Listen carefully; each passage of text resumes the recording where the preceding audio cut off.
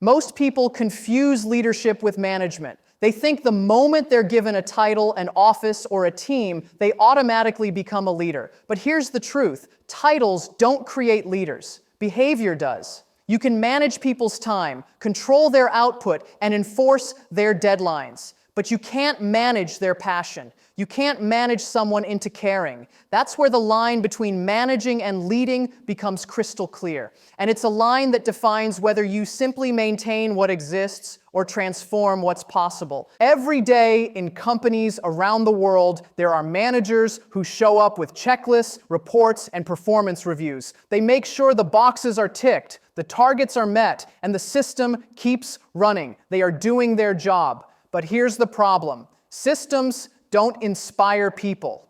Numbers don't drive loyalty. Metrics don't create magic. What moves people is meaning. What fuels progress is purpose. And that's something no spreadsheet can measure. A manager focuses on what people do. A leader focuses on why they do it. That's why two people can run the same team in the same company with the same goals. And one will create burnout, while the other creates breakthroughs. The manager's mindset says, let's stay on track. The leader's mindset says, let's create a new track. The manager enforces rules. The leader reinvents them when they no longer serve the mission. Think about the people who've truly impacted your life. Teachers, mentors, bosses, friends. Were they managers or leaders? Did they tell you what to do, or did they make you believe you could do more than you ever imagined? Real leaders don't push people forward. They pull them forward with vision, with belief, with energy. They don't say, follow me. They say, let's go together. And here's the uncomfortable truth. You can manage perfectly well without ever leading. Many people do. They manage teams, departments, even companies, efficiently, predictably, safely. But leadership isn't safe. Leadership is messy, it's emotional, it's uncertain. It demands courage. It asks you to see what others can't and to believe before the results show up. Managers work from the present. Leaders operate from the future. Managers ask, how can we make this work? Leaders ask, what if we could make it better? That's the difference between someone who protects the past and someone who creates the future. One manages resources, the other awakens potential. So the real question is, in your work, in your team, in your life, are you managing what's in front of you or leading toward what could be? Because the answer to that question will determine whether you build a career or a legacy. Management is about process. Leadership is about purpose. It's that simple and that complicated. You can train someone to manage a process, but you can't train them to believe in a purpose. That comes from within. Management deals with systems, structures, and order. Leadership works in the space of uncertainty, possibility, and emotion. The manager's job is to make sure everything runs smoothly. The leader's mission is to make sure it runs meaningfully. One operates from logic, the other operates from vision. Think of a manager as the engineer of the machine. Every part has its place. Every rule has its reason. They optimize, they coordinate, they measure. And in that, there's tremendous value, because without managers, no organization could function. But the leader is the architect of meaning. They design the why behind every action, the spark that gives energy to effort. Where a manager builds systems for efficiency, a leader builds cultures for excellence. A manager counts the numbers. A leader creates the story those numbers tell. This is where most people get stuck. They think leadership is just a promotion of management, the next step up. But that's not how it works. Leadership isn't a position, it's a perspective. You can be sitting at the very top of an organization and still be managing instead of leading. And you can be the newest intern in the building and lead by your example, your initiative, your energy. Leadership isn't about where you stand, it's about what you stand for. In any organization, you can feel the difference the moment you walk in. A managed environment feels tense. People are focused on not making mistakes. A led environment feels alive. People are focused on making a difference. The tone of the room changes because the energy changes. Management focuses on avoiding failure. Leadership focuses on achieving greatness. It's not that one is bad and the other is good. Both are necessary, but when management overshadows leadership, innovation dies. When leadership guides management, everything grows. Let's make this real. Imagine a company facing disruption, new competitors, new technologies, new demands. The manager responds with meetings, analysis, structure. They try to stabilize what's shaking. The leader, they lean into the shake. They don't just ask, how do we fix this? They ask, what can this teach us? Managers respond with caution. Leaders respond with curiosity. Managers defend. Leaders discover. That's why the companies that thrive through change are always led by people who see opportunity where others see threat. Leadership is emotional intelligence in action. It's the art of making people feel that their work matters, that they matter. When someone believes that what they're doing has purpose, they'll give you their creativity, their commitment, their full heart. No process can demand that. You can manage someone's compliance, but you must lead their commitment. And that's where most organizations fail. They invest in control systems instead of belief systems. Managers motivate through rewards and rules. Leaders inspire through meaning and trust. When a manager says, do this because it's your job, it gets done, but only to the level required. When a leader says, do this because together we can make something extraordinary, it gets done with pride, energy, and innovation. The difference is not in what is said, but in how it's believed. People follow managers out of obligation. They follow leaders out of inspiration. Leadership is also about vision. Not just seeing where you're going, but helping others see it too. A manager looks at the present, the data, the reports, the current situation. A leader looks beyond, into the unseen, the potential, the what could be. They connect today's actions to tomorrow's outcomes. They make people feel that their small task contributes to a larger mission. That connection turns routine work into meaningful work. That's why under great leaders, ordinary people achieve extraordinary things. Here's another truth. Leadership requires courage. It's easier to manage because management deals with certainty. There's a rule book, a process, a timeline.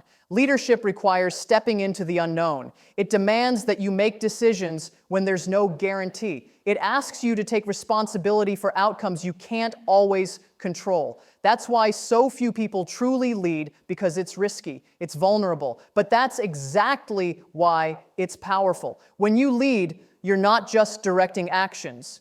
You're shaping beliefs. You're changing how people see themselves, their work, and the world around them. Leadership is not about perfection, it's about presence. Great leaders show up, not just physically, but emotionally, mentally, authentically. They don't need to have all the answers. They just need to ask the right questions. They don't need to control every outcome. They just need to create the environment where others can succeed. Managers often fear losing control, while leaders focus on building trust. And trust is the ultimate performance multiplier. When people feel trusted, they take ownership, and ownership creates excellence. Let's look at what happens when leadership drives culture.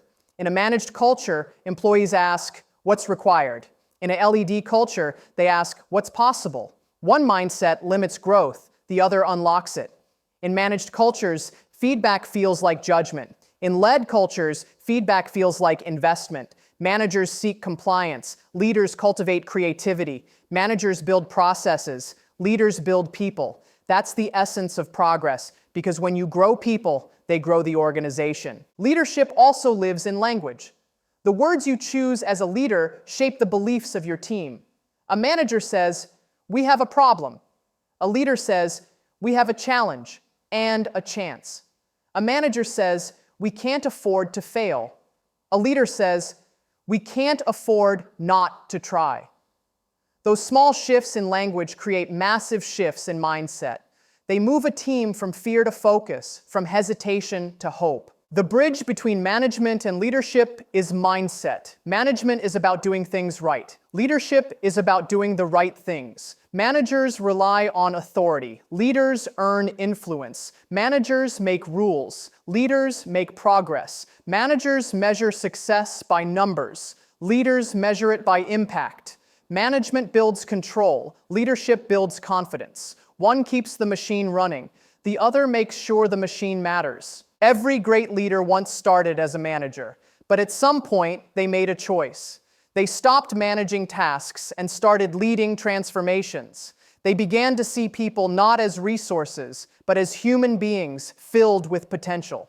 They stopped asking, "What do I need them to do?" and started asking, "Who can they become?" That simple shift changes everything.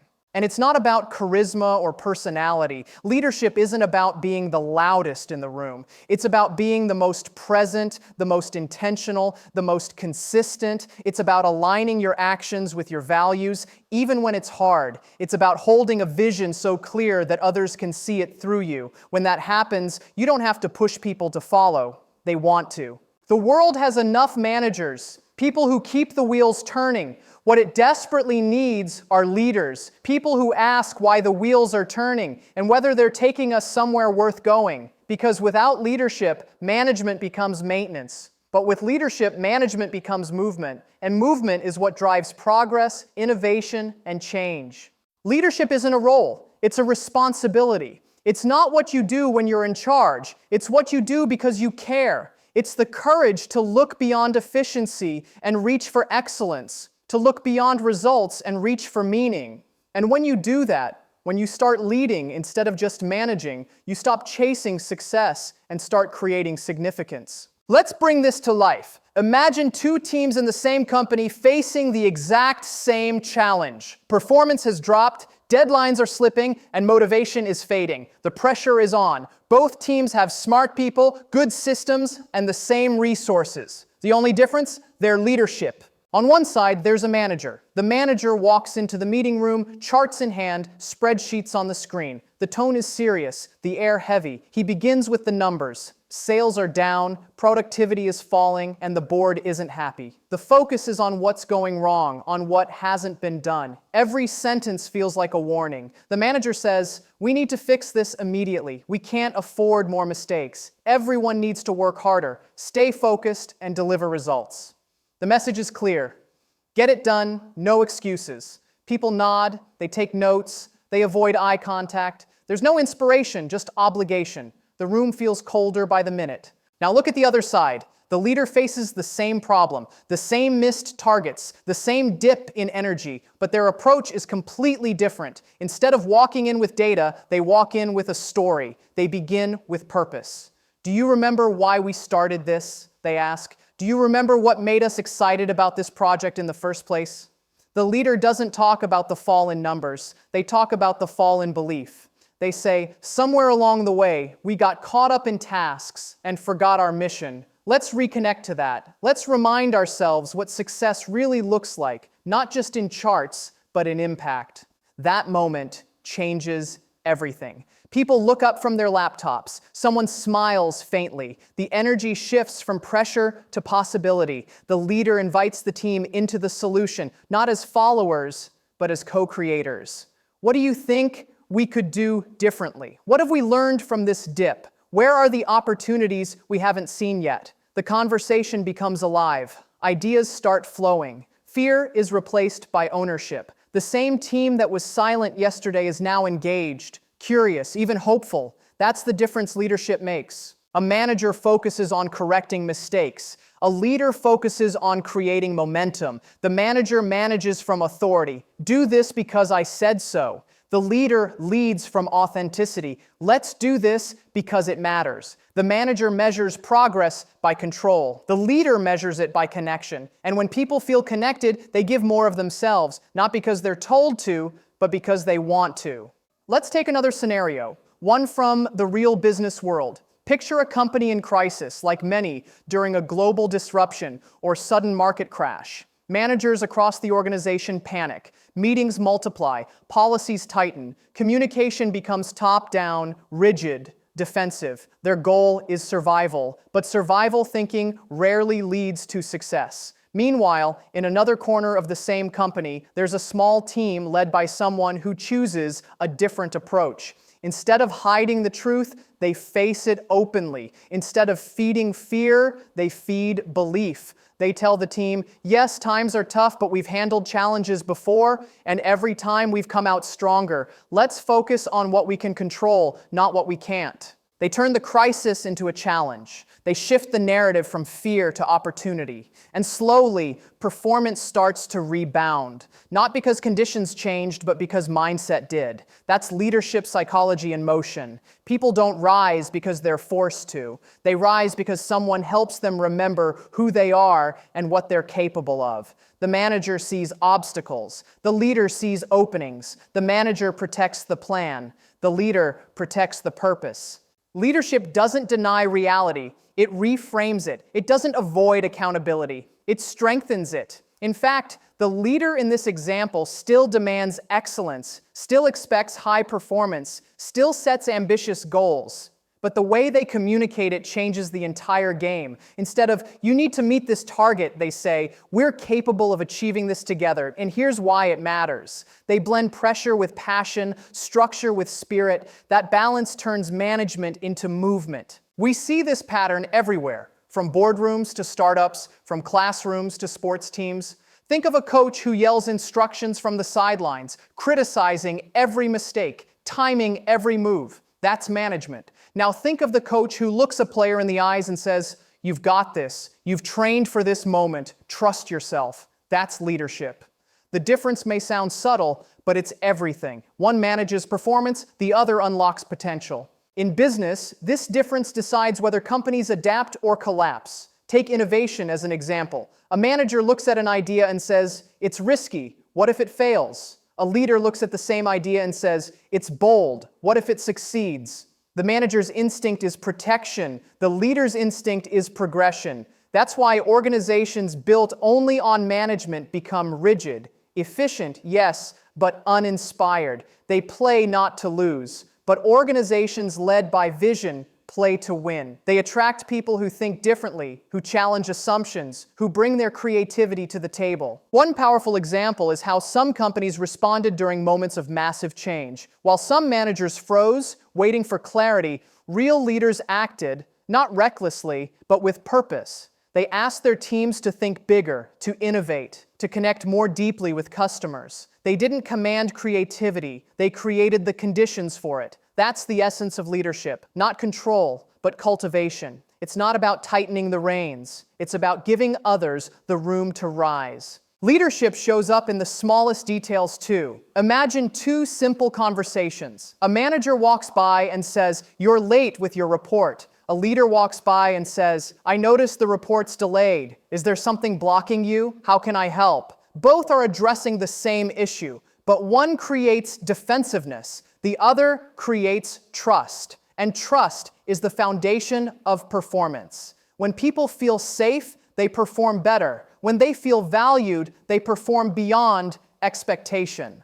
The power of leadership is that it multiplies energy. A managed team might function well. It's efficient, predictable, steady, but a led team, it's unstoppable. It doesn't just execute, it evolves. The leader's energy becomes contagious, spreading belief through every layer of the team. They don't need to push people, people pull each other. Momentum becomes self-sustaining. And the results speak for themselves. In companies led by managers, people do their job. In companies led by leaders, people own their job. In the first case, the work is a duty. In the second, it's a mission. And when work becomes a mission, extraordinary things happen. Creativity flourishes, collaboration deepens, resilience strengthens. That's when good teams become great ones. So when you compare those two rooms, one managed, one led, the contrast is undeniable. In the managed room, people wait for direction. In the led room, people create it. In the managed room, ideas are filtered through hierarchy.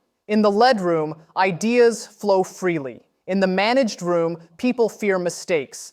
In the led room, people learn from them. One environment breeds compliance. The other breeds commitment. The truth is, leadership transforms not just what people do, but how they feel about what they do. And when you transform how people feel, you transform what's possible. Because people don't give their best to a job, they give it to a cause. They give it to a leader who believes in them before they believe in themselves. And that's the difference. The subtle, powerful, world-changing difference between managing and leading. It's not about how you control outcomes. It's about how you create belief. It's not about how many people report to you. It's about how many people rise because of you. So here's the truth most people overlook. You don't need a title to lead. You don't need a corner office, a big salary, or a fancy business card. What you need is vision, empathy, and courage. Vision to see what others don't, empathy to understand what others feel, and courage to act when others hesitate. Leadership starts the moment you decide to take responsibility not just for your results, but for the energy and growth of the people around you. It's a choice, not a rank. In every team, in every company, there's someone quietly leading without ever being called a leader. They're the ones who lift others up when morale drops, who speak truth when silence is safer, who care enough to challenge the status quo. They don't lead because they have to. They lead because they can't not. That's what separates those who simply manage from those who truly make a difference. Leadership is courage disguised as compassion. It's easy to point out what's wrong, to enforce rules, to demand results, but it takes real strength to listen, to understand, and to inspire. The best leaders aren't the loudest in the room, they're the most present. They don't just direct others, they develop them. They understand that leadership isn't about being in charge, it's about taking care of those in your charge.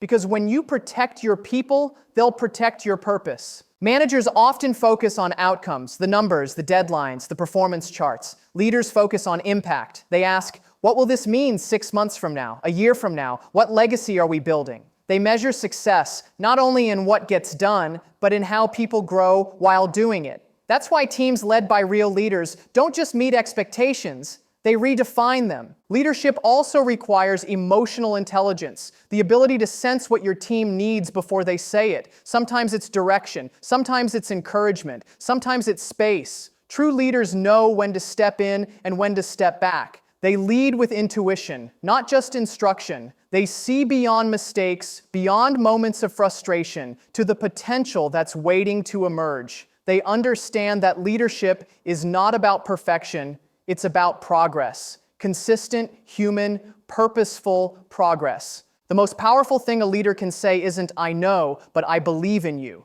Those 4 words can transform performance more than any rule, policy, or meeting ever could. Because belief is contagious. When someone believes in you, you start believing in yourself. And that belief creates momentum, creativity, and resilience that no management system can replicate. Leadership isn't an act. It's a ripple. Every time you lead with empathy instead of ego, courage instead of comfort, purpose instead of pressure, you start a ripple that spreads through your team, your company, your community. That's how real change begins. Not with authority, but with example. And in a world full of managers trying to control outcomes, those who choose to lead with heart will always stand out. So now take a moment and ask yourself honestly, are you managing outcomes or are you leading transformation? Are you spending your days keeping things running or are you building something that truly matters? Because the difference isn't just in what you do, it's in how you think, how you show up, and what you inspire in others. The world is full of people who can manage. It's starving for those who can lead. Every great change, every great innovation, every great movement began with someone who refused to settle for management when leadership was possible. Leadership isn't about waiting for the right time, the right position, or the right audience. It begins the moment you decide to influence your environment instead of being shaped by it. When you choose to speak up instead of staying silent, when you choose to lift others instead of competing with them, when you choose purpose over protocol, that's when leadership begins. It's a mindset shift from control to contribution, from performance to progress. It's about asking yourself not, what do I get from this? But what do I bring to this? Every day you have a chance to lead. In a meeting, in a conversation, in the smallest of moments. Leadership happens when you listen more than you speak, when you guide without forcing, when you give credit instead of taking it. It happens when you hold others accountable, not with fear, but with belief. Leadership doesn't need a spotlight. It creates one for others. It doesn't need applause. It creates results that speak louder than words. If you want to lead, start with yourself. Start by managing your emotions before you manage others. Start by leading your mindset before leading your team, because you can't inspire others to grow if you're not willing to grow yourself. The most influential leaders are not those who appear flawless. They're the ones who stay authentic, grounded, and hungry to learn. They don't wait for confidence to appear. They build it through action. They move even when they're uncertain because they know clarity follows courage, not the other way around. Leadership is a daily decision, a commitment to show up differently. It's about choosing connection over control, impact over image, service over status. It's about believing that your presence can make things better and proving it through your actions. And when you lead this way, something remarkable happens.